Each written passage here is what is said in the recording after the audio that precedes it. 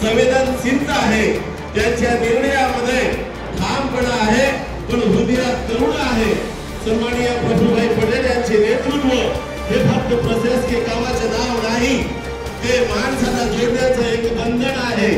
कार्यकर्त्यापासून तर सामान्य नागरिकांपर्यंत प्रत्येकाशी ते ज्या प्रेमाने, ज्या संयमाने, ज्या सन्मानाने वागतात ते पाहून मनातील आदर दुप्पट होतो। त्याची एक वैशिष्ट ओळख म्हणजे लोकांबद्दलचा असा जिव्हाळा जो तुमच्यासमोर दिसतो आहे, ती भेट असो मनापासून मदत करतात ते यांचा दिवस आहे।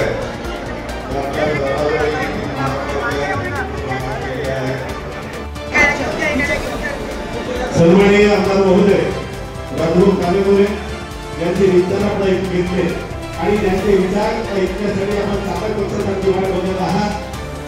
ते जनतेची तोल, विश्वासाची छाया, काळाला दिशा देणारे व्यक्तिमत्व होतं। म्हणजे जहाँ भी रहते कदम वहाँ उनके जीवन लगती है, उनकी दूरदृष्टि से कई राहें आगे बढ़ती है। सेवा को धर्म जोरदार के साथ स्वागत होना चाहिए हमारे राष्ट्रीय नेता जी प्रभु जी पटेल साहब का।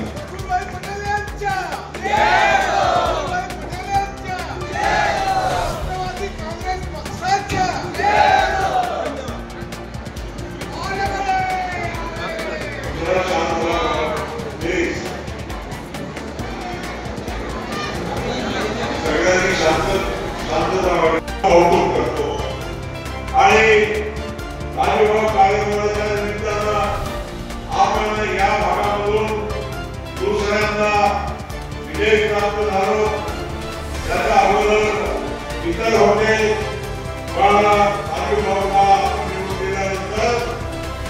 राष्ट्रवादी काँग्रेस पक्षाची आपली अस्तित्व आपण चांगल्या रीतीने निर्माण करू शकतो आणि ते फक्त आणि फक्त तुमच्या सगळ्यांच्या मेहनतीमुळे झालं।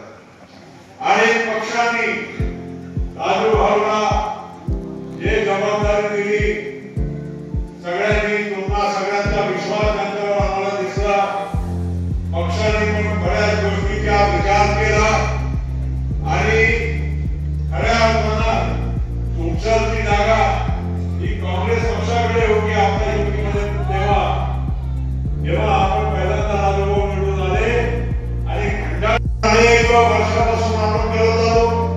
मला आठवत आहे की 91 मध्ये पहिल्यांदा जेव्हा खासदारकीसाठी उभे झालो त्यावेळी सगळ्यांच्या जे लहान तरुण आहेत त्यांना एकमेकांना माहित असेल, पण त्यावेळेस या तुमची परिस्थिती आणि तुमच्या ग्रामीण भागाची जी आर्थिक परिस्थिती होती अतिशय म्हणजे चिंताजनक होती।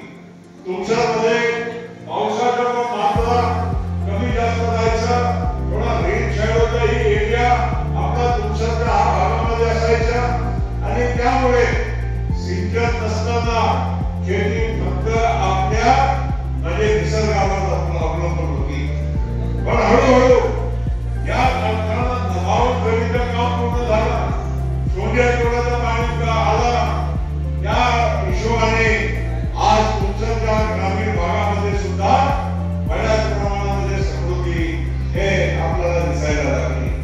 आपल्याला माहित आहे की आपण या आपला जिल्हा धान पिकवणारा जिल्हा, मी शहरामध्ये या गोष्टीचा का उल्लेख करतो की शहर सुद्धा ग्राम चांगला असेल, ग्रामीण अर्थव्यवस्था चांगली असेल तो शहर सुद्धा त्याप्रमाणे वाढत असतो। शहराची पण समृद्धी या मानाने चालत असते। आज दुकानदारी असो, लहान मोठा व्यवसाय असो, आज आपले कपड्याचे दुकान असो, दागिन्याचे दुकान असो, अनेक ठिकाणी जे आपण आज पाहतो ते ग्रामीण अर्थव्यवस्थेमुळे या तुमच्या आपण चांगला आपल्याला दिसायला मिळते आणि त्यामुळे आपण ग्रामीण भागामध्ये आणि राजभाऊंनी सुद्धा ग्रामीण भागामध्ये आमच्या सगळ्यांच्या चर्चा आणि आमच्या एकमेकांच्या सहकार्यामुळे महाराष्ट्र सरकारमध्ये आज आपण सत्याच्या बाजूने आहोत। त्याचा फायदा आपण जे काही या तुमच्या भागाच्या विकासासाठी आपण घेऊ शकतो ते घेण्यासाठी आपण प्रयत्न केले आहे। आणि माझ्या आपल्या सगळ्यांना हेच म्हणायचे आहे की तुम्ही आमच्यावर विरोधात मला खूप कहतात. मी अनेक वर्षापासून बघतो कि तुमसर में जब मैं आता हूँ तो लोगों का प्रेम, लोगों का विश्वास, गाड़ी से मैं कहीं भी जाता हूँ आता हूँ, तुमसर शहर में कहीं से भी जाता हूँ तो लोग बाहर आते हैं, कोई नमस्कार करता है, कोई हाथ देता है. उससे अपने को इतना समाधान जरूर होता है कि हम कहीं भी रहे, लोगों के मन में हम हैं, लोगों के दिलों में हमारे प्रति इज्जत है. ये हमारे लिए सबसे बड़ी जीवन की कमाई है. और कोई भी व्यक्ति पैसे से बड़ा नहीं होता है, पद से बड़ा नहीं होता है. व्यक्ति बड़ा होता है उसके पुरुषार्थ से, उसके कार्यों से, उसकी मन की सोच की वजह से आदमी बड़ा होता है. पैसे से कोई दुनिया में बड़ा नहीं हुआ है. अब क्यों समझता हूँ, मैं इसलिए समझता हूँ कि ये मेरा जिला है, मेरा घर है, आप मेरे परिवार हो, इसीलिए मैं काम करता हूँ. मैं काम नहीं करूँ तो मेरे को मुझसे जवाब देना है, मेरे को नहीं जवाब देना है किसी को. आपने आपके वोट से मैं महाराजा नहीं बनाऊं, लेकिन फिर भी मेरे मन में मौका है, भाई बड़ा होऊंगा तो काम किसके लिए करूंगा बताइए. मुंबई के लिए करूंगा, दिल्ली के लिए करूंगा, कि मेरे भंडारा जिले के लिए करूंगा या बुंदेल जिले के लिए करूंगा. ये मेरे को हमेशा 24 घंटे 365 दिन हमेशा मेरे दिल में, जहन में, दिमाग में मेरा भंडारा जिला, मेरा गोंदिया जिला और यहाँ का हर आदमी ये सुखी होना चाहिए, बड़ा होना चाहिए, समृद्ध होना चाहिए. कब तक हम अपने आप को बोलेंगे कि हम पिछड़े हैं.